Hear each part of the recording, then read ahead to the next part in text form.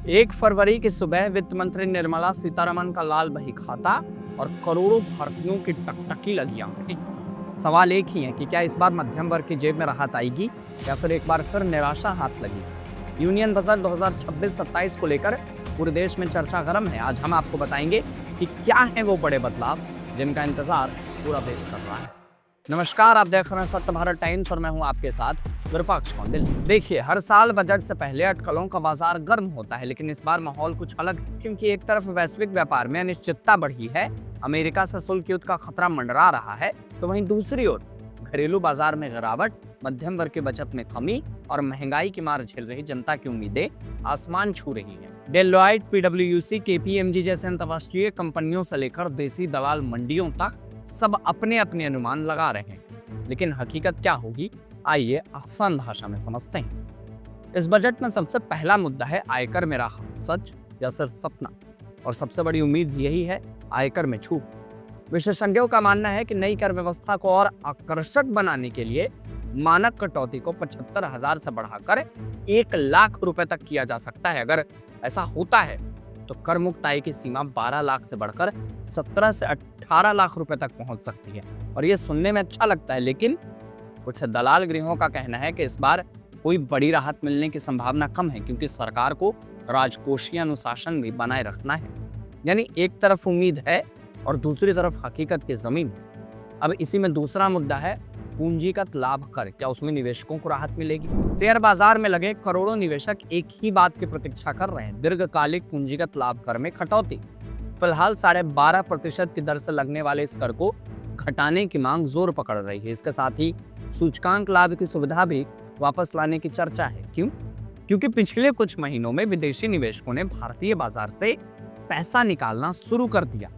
अगर कर में राहत मिलती है तो बाजार में नई जान आएगी, लेकिन सवाल यह है कि क्या सरकार आज इतना बड़ा जोखिम उठाने के लायक है? अब इसी में बजट का तीसरा मुद्दा है बुनियादी ढांचा और रक्षा की। आखिर ये पैसा जाएगा कहां?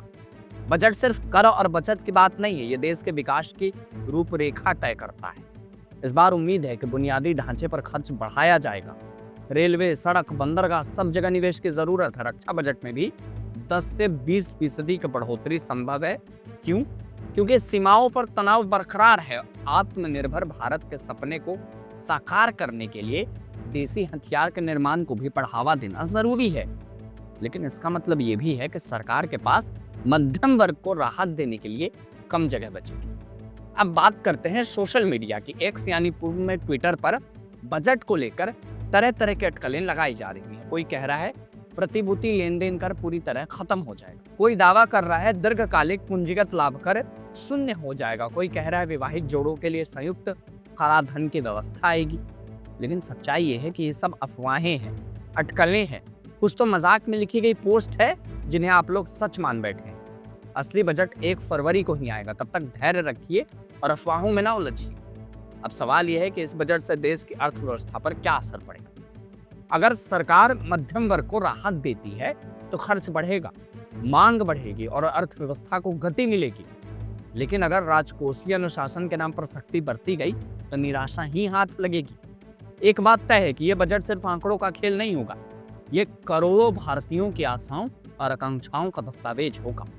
विकसित भारत के सपने को साकार करना है तो हर वर्ग को साथ लेकर चलना होगा। तो 1 फरवरी की सुबह इतिहास रचेगी या फिर ये एक और सामान्य से नीचे औसत का बजट बनकर रह जाएगा, ये तो वक्त ही बताएगा। लेकिन एक बात याद रखिए, बजट सिर्फ सरकार की प्राथमिकता नहीं दिखाता, बल्कि ये भी बताता है कि हमारा देश किस दिशा में जाएगा। क्या इस बार मध्यम वर्ग की बात सुनी जाएगी या फिर एक बार इंतजार का सिलसिला जारी रहेगा? अब इसका जवाब तो 1 फरवरी 2026 को ही मिलेगा। तब तक आप बने रहें हमारे साथ और देखते रहें सत्य भारत टाइम्स।